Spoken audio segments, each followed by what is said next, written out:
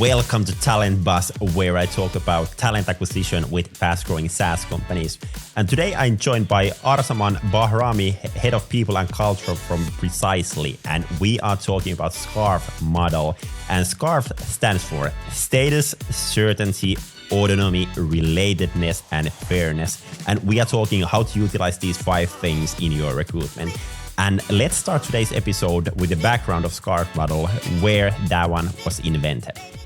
It's actually a good question. So I heard of it the first time a couple of years back, but when I really kind of took notice of it was when I was reading a book called Faciliteras. It's a Swedish book regarding facilitation of meetings and workshops. And it's a very good book written by Anna Gullstrand, she's currently the Chief People Officer at Mentimeter, a company that does facilitation. That's their product, right? And so I read about the SCARF model in that book, and I started thinking about, okay, well, this is a model that is based off of. So first of all, it's a 5-component framework that helps explain human behaviors as driven by social concerns, right? So it's a model that is, I believe it's the Neuro Leadership Institute that built it, and it's their framework. And so when I was reading about it, I was thinking about, well, this model is a model that is going to help us to make people perform, right? Because that's a model, that's what it's all about. It's about kind of helping people to go from a level in a state where they're threatened or unsure, or they don't feel good about things, to a state where they feel rewarded and where they feel comfortable, which in turn helps them to be better at problem solving, collaboration, and creative thinking.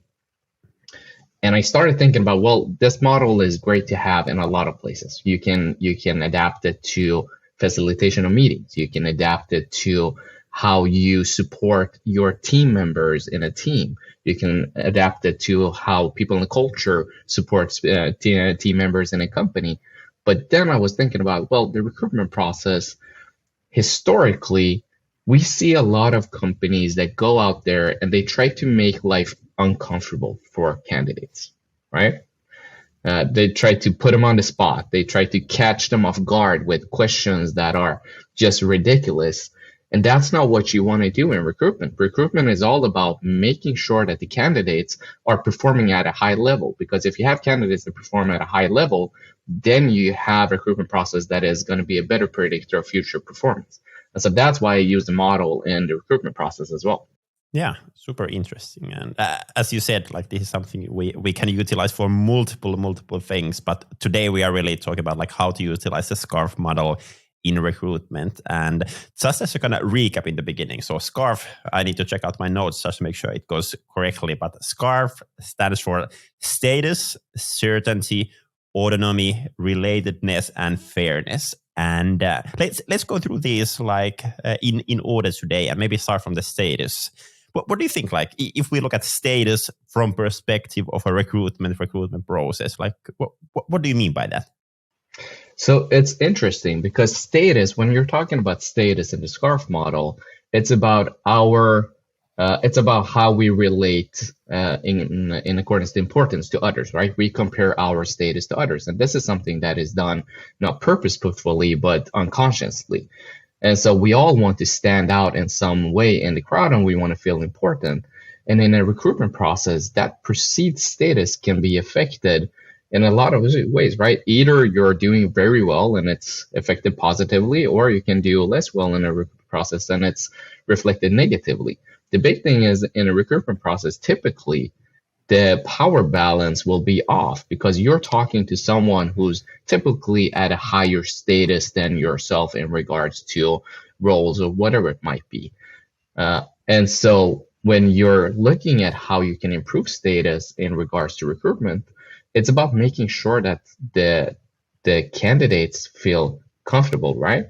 And so when you're looking at candidates, just coming to a recruitment process, just coming to an interview setting might be very difficult for some candidates. You have extroverted candidates that are going to be super comfortable regardless. And then you have introverted candidates where just coming to the interview is stepping out of their comfort zone. And so we as recruiters and hiring managers have to make sure that we're putting the candidates in a spot where they can be comfortable. And we do that by being active listeners, by encouraging, by showing that what they're saying is important, and by asking relevant questions and not trying to catch them off guard. Yeah. Yeah. And I think what you mentioned there, the kind of power balance is actually super interesting wording for that one. And I think if we look at kind of maybe traditional way of doing recruitment and how still I think a lot of companies are doing it, it's like looking at that it's the company interviewing the candidate, like validating the skill and so forth. But I believe like if you want to get the best candidates, like you need to be selling the company as well. And something I actually kind of like to say out loud for candidates as well is that, for example, whether it's the kind of first call, second call, whatever call, is that, hey, this call is not only about me validating if you are a good fit for us, Yes. but it's also that you have a chance to ask questions from us to validate, are we even the right company for you? And I think that kind of sentence gives a good power balance for the candidate as well, that they know that, hey, they are actually in charge here as well. Like, hey, I have a power as a candidate. Mm-hmm. It's super important, just what you're saying, right? Making sure that the candidate feels secure, that the decision that is being taken is on both parts, right? In some cases, the decision might even be more important for a candidate. As a company, you're recruiting a lot of positions, right? You might be recruiting 3 account executives at the same time. But as a candidate, you're switching jobs maybe every 2, every 3 years. That's what most of research shows, I believe. And so when you're switching jobs every 2 or 3 years, it's a very big step to step into a new role. And so the decision might even be bigger from the candidate's perspective than from the company's. Yeah. And I think that's something that is quite often heard in the recruitment industry, that, hey, one kind of wrong hire can cost a company like a lot of money. But at the same time, like for a person joining the company, if they've been, let's say, happy in the previous place and then they decide to leave and then they end up in a kind of shitty place, it is for sure a big kind of problem for them as well. So good point over there. Hey, then from status to C, so certainty. Like, what do you think? Like, how does this come together in the recruitment process and recruiting? So certainty, it's a natural feeling, right? We want to feel certain about what's going on. We want to feel certain about the future and having some kind of impact in what's going to happen, or at least knowing what's going to happen. And this is a feeling that I think most people can relate to, that when certainty drops, your productivity drops as well. I know just in situations where we've been in as a company, where we've been in investor relations or whatever, as soon as that certainty drops, you don't know exactly what's going to happen. You become a totally different person, right? Your productivity drops, your motivation drops, your engagement drops. And that in itself rubs off on other people as well. So in the recruitment process, it's difficult because the certainty is hard to give candidates. But by being open and transparent, I believe that's the way that we can deal with. We want to show them what's going to happen in the process, what steps are in this process. Show the candidates that early, preferably on the career side. If you can show step by step in the career side what steps you have in the recruitment process and why you have each of those steps, then you're going to be able to give the candidate some kind of certainty on what's going to happen during the interview process. And then you set clear deadlines and you try to reach those clear deadlines. And if you can't, then you communicate that, right? Communication in a recruitment process is always going to be so important. And you have to be able to communicate with them, even if you're not hitting your deadlines, even if you're moving into the weekend and you have not given the candidates the response that you should have given them. Send them a Friday update. It's that easy, right? Bulk send it. Send it to the candidates that you haven't talked to in a couple of days, and just tell them that heading into the weekend, just wanted to give you an update before the weekend. Still haven't made a decision, but we're looking to give you an answer sometime next week.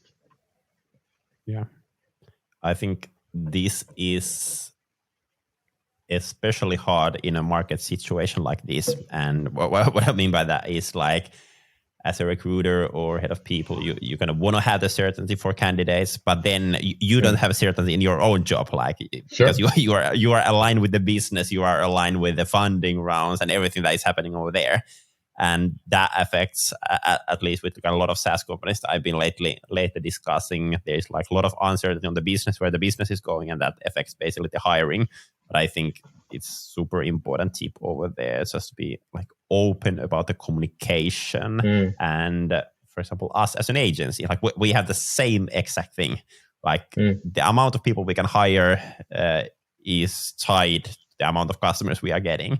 And like I have a good looking pipeline. I can share that, hey, we have a lot of cases in the pipeline with the candidates, but I never know when we can actually hire kind of people. So that's kind of going against the certainty. So what do you think on like how you can balance there, like even though there isn't certainty, but you want to kind of still have it? Is it just the open communication, or is there something else you could do around that?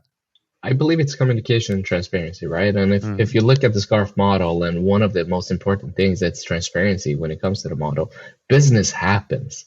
We're all in that situation, right? There's going to be a bunch of things that are happening while you're in the recruitment process, but just by adding transparency and communication to the candidates and just letting them know what's going on.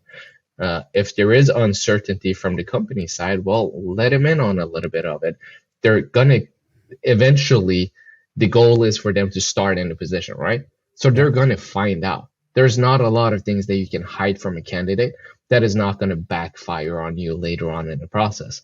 So we've been in a position right now where I've been talking to candidates, and there is uncertainty on the market right now, right? It's not the same type of market that there's been that has been for the last 10 years with growth first models. And so just sharing that uncertainty, talking to candidates, being honest and treating them like humans, and then they make the decision, right? Do I want to come in at this stage in a company, or do I want to take my chances somewhere else? Yeah, that's super, super true. Hey, then third step, so autonomy. How's that? Well, when it comes to autonomy, I believe it's, so first of all, it's about controlling, feeling a sense of control, right? And feeling a sense of control in life, and still feeling a sense of control at work. And then you come into a recruitment process and you lose that sense of control in a lot of cases, because you are not the one that is making the decision on when the next phase is, or when the next what the next step of the process is. And so giving that control back to candidates, and this is where what you were talking about earlier comes in even more, right? Being purposeful about communicating that the decision is 50-50, that the decision is not just made by the company's side, but it's a decision made by both sides. And talking about that early in the process, and keep talking about that. What I typically do is, when I talk to a candidate early on in the process and give them a lot of information, they need to be able to land in that information, right? So I tell the candidates, take a day or two. This is a big decision that you're going to be making just by moving on in the process. They take a day or two, and then reach out to me if you're still interested in moving forward in the process. Give them a sense of control. Give them a sense of owning the process from their side, and give them the opportunity to ask questions if they need as well. Yeah. I think with that one, I have kind of few ideas that kind of recruiters could steal from sales. And sales is where I have my background from sales and leading sales teams. And kind of if I think few things that I'm used to doing as a salesperson, like there is kind of the balance between kind of leading the sales process, but kind of giving the customer the kind of ability to lead it as well. And like one question that I like to ask every now and then in a sales calls is like regarding the next steps, like from customer, like, hey, what next step would make most sense for you? that's like one, or then another one is kind of giving them a little bit of rope and kind of, for example, sharing that, hey, this is something that typically is happening next. And we actually did a test, and I give you a guess, like, was it successful or not? But what we tried in our own recruitment, because like we really want to develop the industry, try out new things all the time. We tried the following. In end of the first intro call with the potential candidate, we had a slide that had 6 different options to choose from for the candidate, like what the candidate wants for the next step. And they could choose like whether they want to meet up with a team, do they want to go to the task phase, do they want to have a call regarding their skills, do they want to have a salary discussion? I got different options where the candidate can choose from. What do you think? How do you think it went? I love it. That's all about giving control back, right? Giving them a sense of control, because this is all, when we're talking about the SCARF model, we're talking about how your emotions are running your decisions, right? And so we're talking about giving them a sense, a perception of control. And so that easy task of giving them an option, we do the same when it comes to reverse references, right? We give them an option to take reverse references on their potential manager. Interesting. So when we are taking references from the candidates, because we do take references, we do it in a structured manner. We do it with structured questions, and we do it digitally to make sure that we're keeping biases apart from it. But at the same time as we're taking references, we're offering the candidates to take references on their future manager as well. And so it's their decision if they want to do it or not. But being in a position, and I bet most people have been in it, when a company is taking your references, it's pretty nerve-wracking because you're not in control. You're not in control of those conversations. You're not even listening into those conversations. And in a lot of cases, those conversations are very personal. They're not structured at all. They're not giving a lot of value. But if you have the opportunity to take references while the company is, you get that perceived sense of control back. Yeah, that's a good idea. And what comes to our test, there was some like success on that one, but there was actually a lot of problems with that one. And I think there was 2 main problems with that one. First was like when we gave candidates opportunity to kind of choose the next step, like it became hard to actually evaluate the candidates in a kind of fair way, because their route might have been different, or there might have been different stages. And then another one was regarding time management. And basically, for example, if they want to meet the team or they want to do the task phase where their team would be present, that kind of ties actually a lot of time from our end. And it might be hard to kind of use that much time if we only had like short intro call before that one.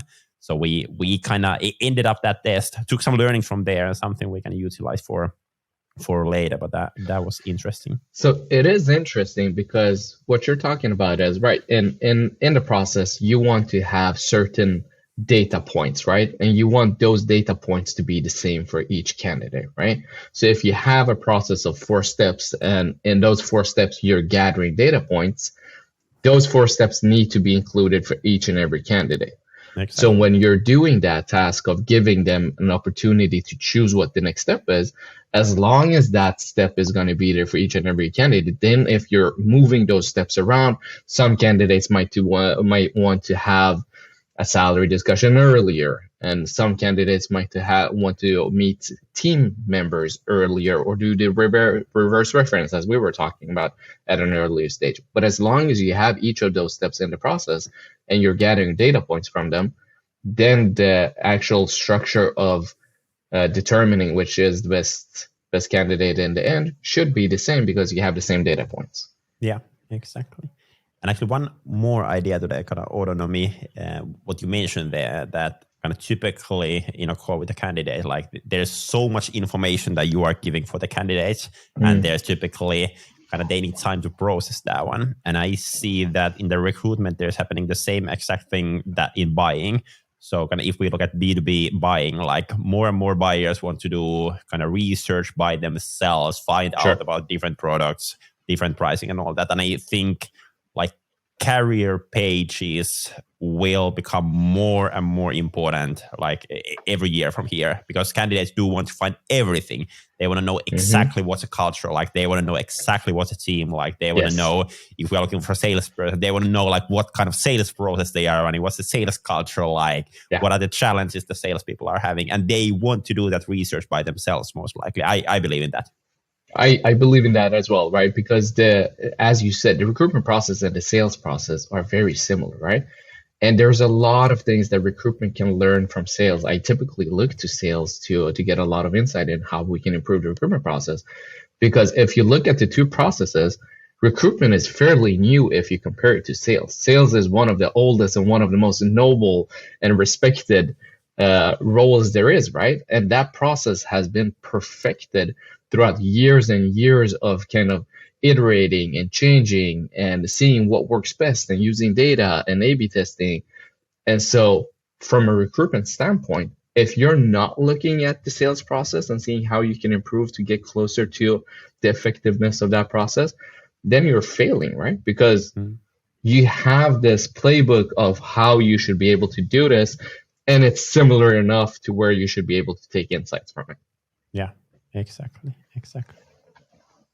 Hey, then the fourth stage, so relatedness. Yes. What do you mean by that?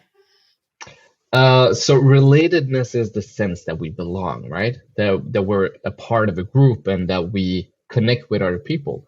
And this goes back to what you were just talking about, because candidates want to have more and more information. They want to know, who are we going to work with? How is the manager? How is the team? How is the culture? They want to know all of these things, right? Because when we're connecting with other people, and preferably in this case, future coworkers, our brains are releasing oxytocin, which is positive feelings, right?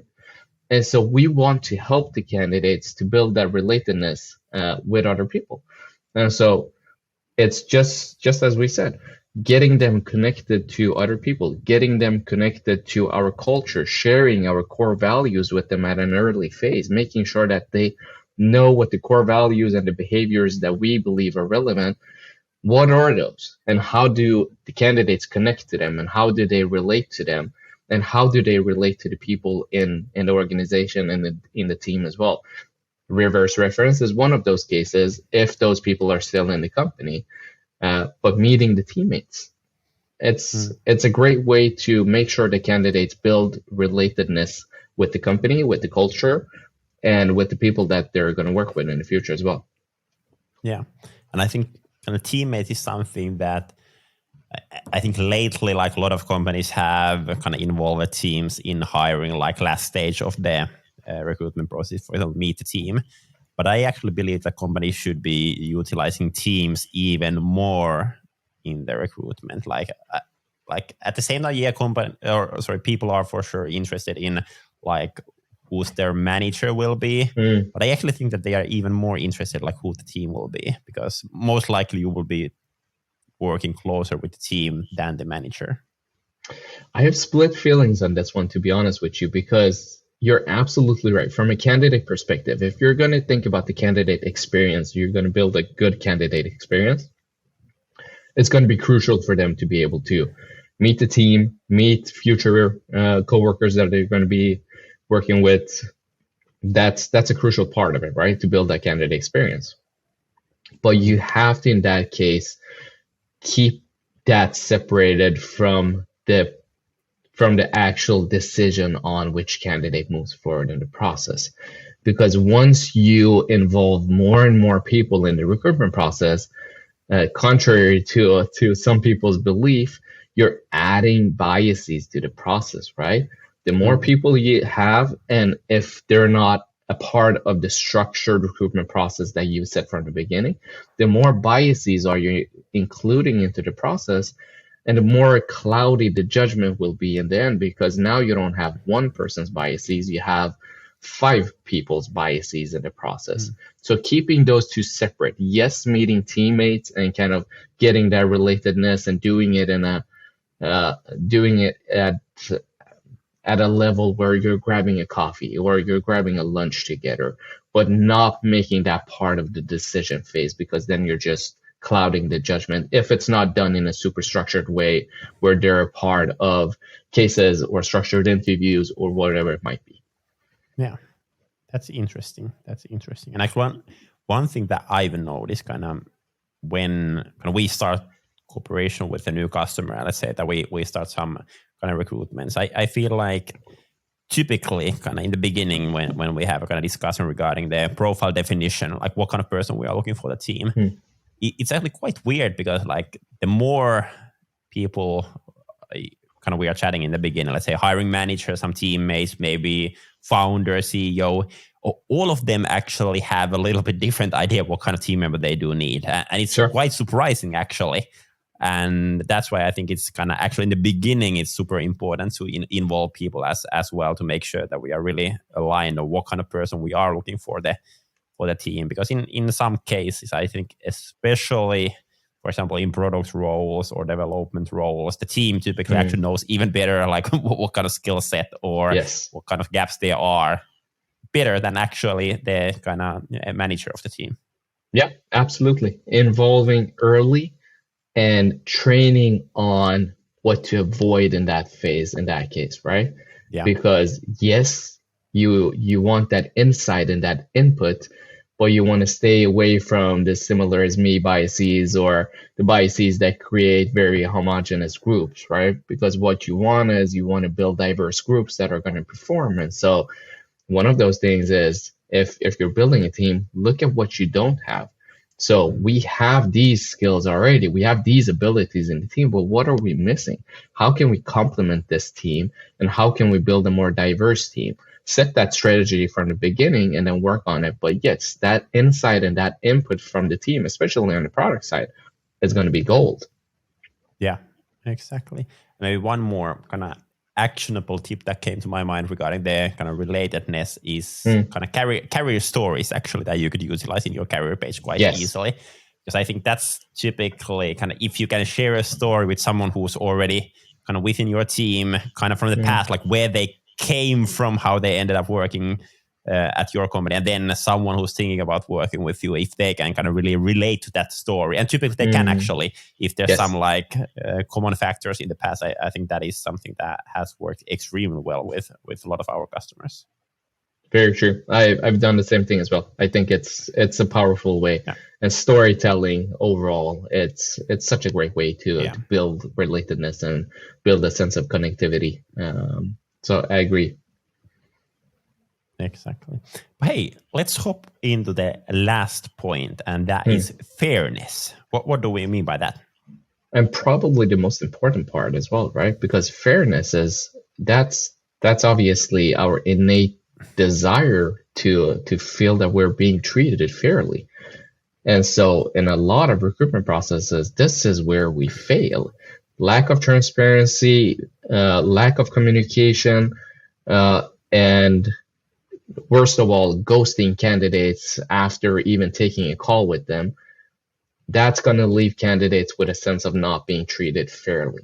But not just that, going into a recruitment process or going into an interview and having questions, being asked questions that are just, you get the feeling that these are not fair questions.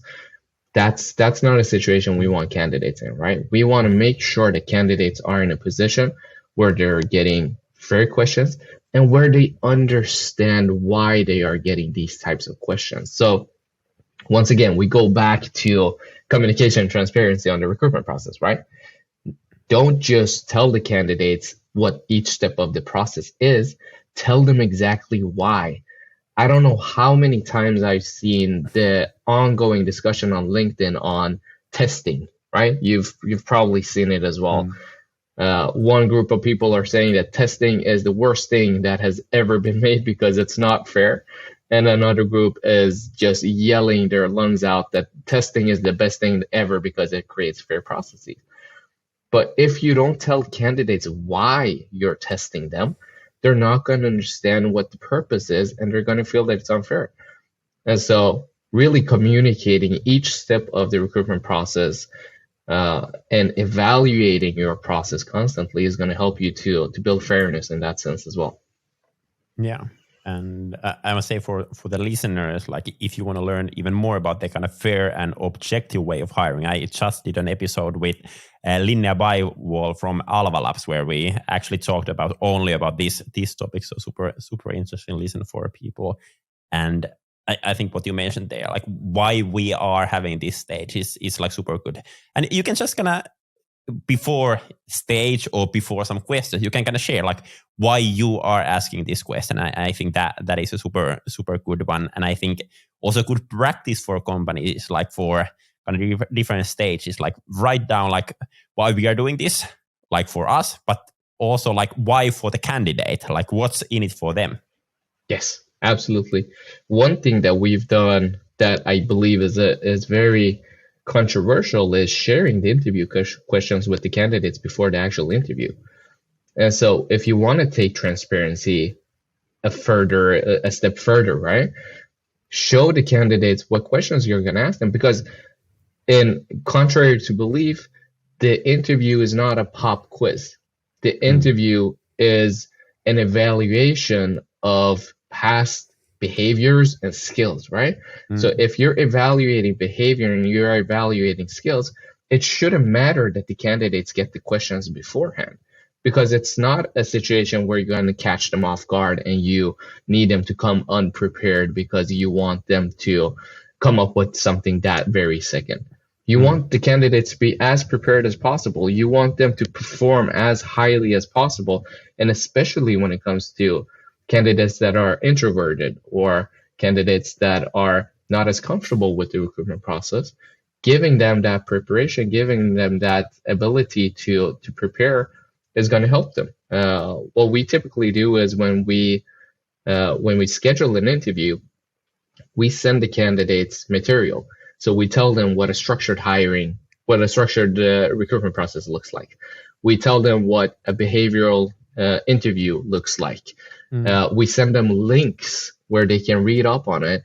And then we send them either the interview questions or the skills and abilities that we're going to be measuring in the process, which are typically 4 or 5 abilities, right? Because that's where you want to go. That's the golden spot for abilities that you're going to have time to measure in an interview.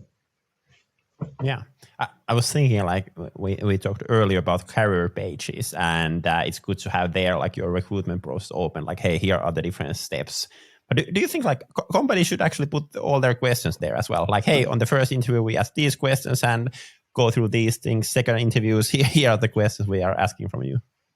So I would think it's a good idea to at least put highlights of what the different steps look like. And then obviously, if you're working with a structured hiring process, the questions are going to switch a little bit depending on the role, right? Because each time that you're recruiting for the role, you're going to be switching the capabilities and the skills depending on what is lacking in the team. And then the questions are going to switch a little bit as well, right? But giving candidates transparency is always going to be good because you want high-performing candidates. That's the end goal. Exactly. Awesome. But hey, super good learnings. Just as a recap in the end. So SCARF model, status, certainty, autonomy, relatedness, and fairness. And thank you for the talk. And that's a wrap for today's episode. Thank you so much for listening. Hopefully you got a lot of good ideas about SaaS talent acquisition. If you enjoyed the episode, feel free to share it on your social so others can hear it too. And if you have a topic in mind that you would like me to cover in this podcast, share it with me as well. I'm Samuli, CEO and co-founder in TalentBee, where we help fast-growing SaaS companies in their talent acquisition. Make sure to follow us, make sure to follow this podcast, and have an awesome week. Bye-bye.